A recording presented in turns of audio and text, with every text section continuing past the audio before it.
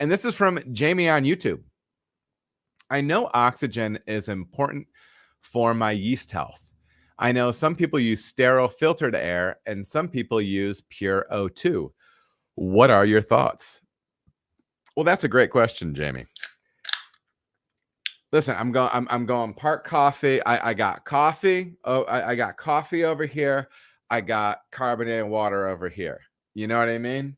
I got the cup with my grill. I got the, it's a hydration game. I'm interested to know how many, if I took the transcript and turned it into like a double space Times New Roman 12 point font paper, like how many pages one of these nonsensical riffs that I do a couple times a month are. But I get thirsty. Okay. I get thirsty. But Jamie, I love this question. And I think there's some important things to think about. Oxygen is a key component and a key manipulator in getting various expressions out of your yeast strains. Okay. Now there's multiple levers and dials to be turned, tweaked, and otherwise. But the volume of oxygen that the yeast is given is an important one. Okay. So let's dip into this. In order to do that, I pulled some stuff off the Escarpment Labs, a great yeast lab up in Canada. I pulled some stuff off of their website, and I wanted to share it with you and kind of chat through it on this issue or this topic of oxygenating cold wort on the way to the fermenter. So Escarpment, this is from Escarpment. Why do I need pure oxygen? Their answer is, while some yeasts are happy with the dissolved oxygen you can get from air, they say that's about 6 ppm max. I've heard maybe up to 8, but listen, they're the yeast lab. I'll take their word for it. Many yeast strains require more than that 6 ppm. Using pure oxygen delivered by a sintered stone is the best way to ensure appropriate levels of oxygen for optimal yeast health. Now, this should be dialed in by using like an appropriate, and I think that's like a medical grade, like flow rate oxygen regulator. You can turn the little dial and have a little float ball that will show you how many liters per minute you're doing. So yeah, that's kind of how you want to be able to dose that out. Have some way of actually measuring the flow rate, right? They continue. What impact does temperature have on this whole getting oxygen into solution? Oxygen is more like CO2. Oxygen is more soluble at lower wort temperatures.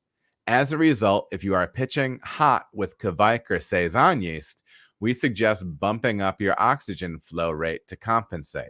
Okay, so does that make sense? So if you're expecting to get, we'll just say for argument's sake, and this is just to have numbers. If you want to get 6 ppm into that beer, you're going to need to increase the flow rate. If you're knocking out at 90 degrees Fahrenheit for a Saison or for Kveik, or 50 degrees Fahrenheit for a lager. For that lager, that gas is going to go much more readily into solution than it will in that warmer beer, right? It's just like with CO2. If you're trying to carb a warm beer, you're going to have a hard time with it. So those are some of the big takeaways, and I really like that. But continuing with what Escarpment says. We sometimes see breweries experience more fermentations in the cold winter season. One possible explanation is that cooler groundwater means a faster knockout and transfer, with the inverse effect on dissolved oxygen. We suggested brewers reducing the flow rate of cooling water so that the cool out times are consistent throughout the year if possible, to avoid introducing another variable into the brew house. Now, I have to think this is going to be between 40 and 50 feet. For a lot of you, this won't be like an issue. But I was listening to a Master Brewers podcast, and they were kind of talking about these issues. And they were saying that you want probably, I think it was like 40 to 50 feet, but I think it was at least 40 feet between the exit of your heat exchanger and your fermenter, because usually your O2 stone is just on the other side of the, that's on the outside of the heat exchanger. So it actually needs that contact time. Those bubbles actually need that contact time with the wort as it travels through the hosing to get to your fermenter, because otherwise, if it doesn't have that contact time, it doesn't as readily dissolve. So this is the interesting thing where they're saying that they find that people have oxygen-derived fermentation issues, or they find that they're getting under-oxygenated wort in colder months when their groundwater is so much colder and they can knock out 30% faster, right? So by speeding up the knockout, you're not getting that O2 saturation into your wort, right? So there's multiple factors here, and that's just one thing that I would like to encourage you to think on. Another small thing is, as much as you can, try to create a situation when you're spinning your heat exchanger, when you're cleaning your heat exchanger, try to figure out some way to be able to connect off of your CO2 stone, maybe with, whatever your connection point, if it's a barb or a quick connect or whatever, get a connection off of that and some line, some brewery line, some tubing, and run that down. And then make sure you're cracking that when you're circulating your heat exchanger, so you get some flow through that O2 stone. That's not something it's a great area to be building up infection, right? So some love to my people at Escarpment.